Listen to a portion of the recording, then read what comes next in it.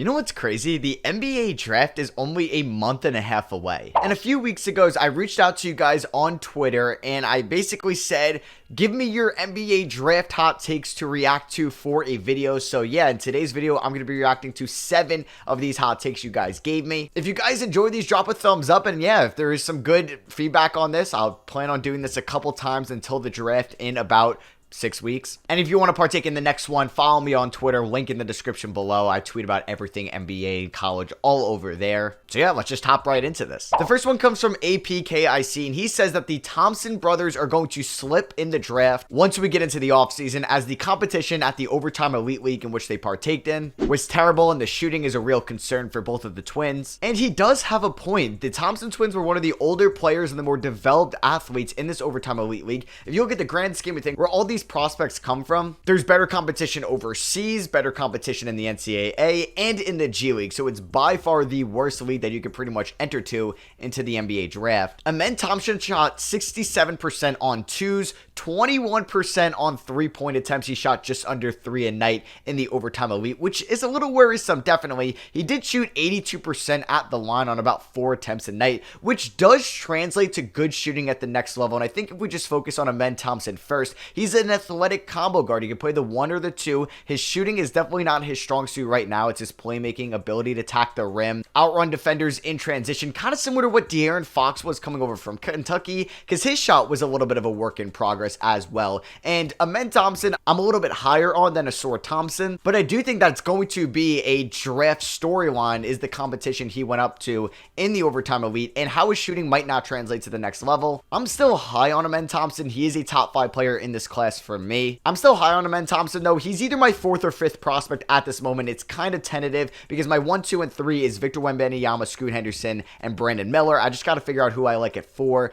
and 5 with Thompson, or being Amen Thompson, in there. As for SROS Thompson, he projects to be more of a wing. He shot 60% on twos, which isn't great for somebody of his size in this league as well. He shot 33% on just under 4 attempts a night from the 3-point line, but 64% at the line. I'm a little bit more worried about SROS Thompson because I don't know where he's going to play in this league. You know what? If he kind of molds into a point guard or a lead ball handler, I think that might be better suited for him than a wing player if his 3-point shot isn't going to develop. He's closer to like my 10th rated prospect than in my top 3, but I wouldn't say this is a crazy hot take. Revel says that Anthony Black is going to be the best guard in this draft. So that's over Cason Wallace, Scoot Henderson, Jalen Hood-Schifino, Asor, and Amen Thompson. And while I don't agree with Revel, Scoot Henderson is my top guard in this class, I do think that Anthony Black is going to be a for sure top 10 pick in the draft due to his size, frame, and positional versatility. He's a 6'7" defensive guard. He's very similar to Dyson Daniels going 8th overall last year to the Pelicans. Just what he could be as a defensive guard entices a lot of NBA front offices. And I think Anthony Black is going to go in the top 10,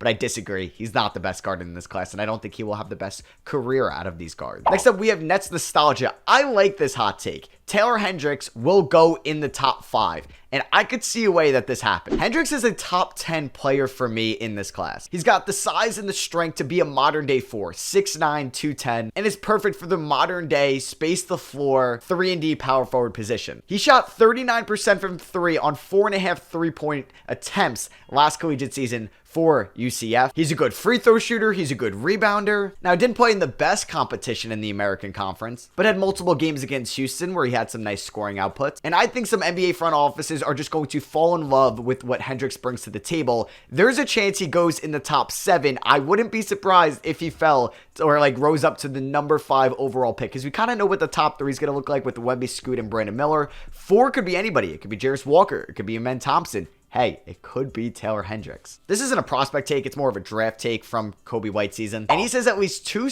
teams will trade their stars to get in the top 10. I think this could be like maybe the opposite, because I'm trying to think who would go into the top 10. I could see possibly Portland trading outside the top 10, or Washington or Dallas as well, if there's a player that can help them win now. Unless there's a way that the Bucks or the Clippers make a crazy trade, and this could kind of coincide. Like maybe the Clippers are like, we'll trade Paul George for the 5th overall pick to Portland. Portland or something crazy like that. Or maybe the Raptors move Anunoby for a top 10 pick. You know what? These could happen. We just gotta see where we draw the line at the word stars. This one's from Phoenician, and he says, Scoot Henderson doesn't go top 5. I'll be quick on this. He's going in the top 5. There's a chance he doesn't go top 2 if a team like San Antonio or Houston or Detroit loves Brandon Miller and doesn't want to take another ball handler or point guard. Yes, there is a chance that Scoot Henderson goes 3 in this draft. I just don't see a way that Scoot Henderson gets jumped by Amen Thompson, because if you need a point guard, you need a ball handler, every team is taking Scoot over Amen Thompson. Now, I don't think Scoot is a for sure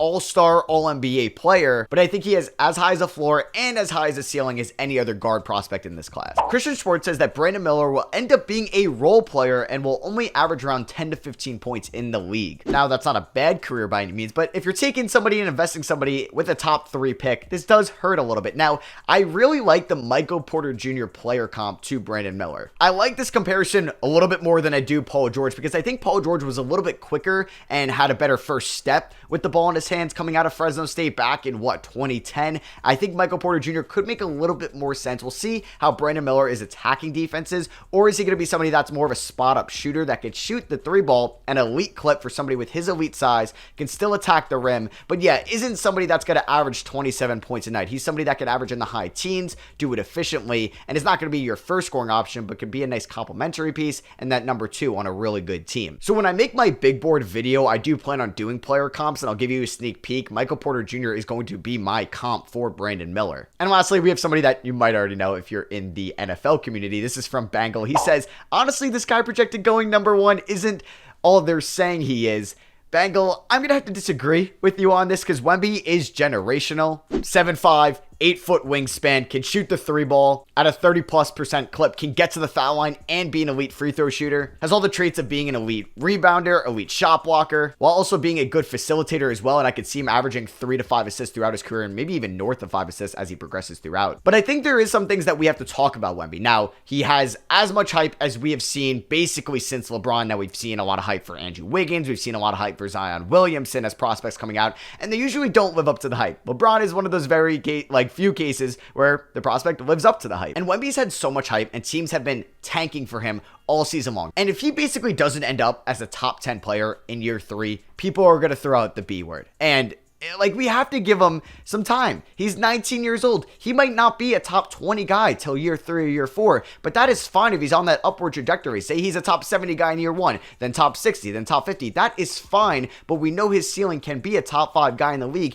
and if he hits that in year 8 compared to year 4, he's not a bust. And I'm also a little bit concerned about his injury history, as he's already dealt with some back issues, and at 7'5", that is something that we have to worry about, because we've seen that with Michael Porter Jr., who I just mentioned as my Brandon Miller comp. We've seen that with tall guys like Kristaps Porzingis. So we do have to realize that injuries could be a possibility throughout Wemby's career. So yeah, I hope you guys enjoyed this draft hot take video. Let me know if you guys enjoyed by dropping a thumbs up. I'm sorry if I didn't get to your take. Let me know down below what you guys think of these. I'm super excited for draft season, man. Playoff season has been so much fun, but once the finals are done, we're fully in draft mode. And yeah, the lottery's also in 2 weeks. So we kind of know who's going to be getting Wembanyama. I love you guys, and I'll catch you on the next one. Peace.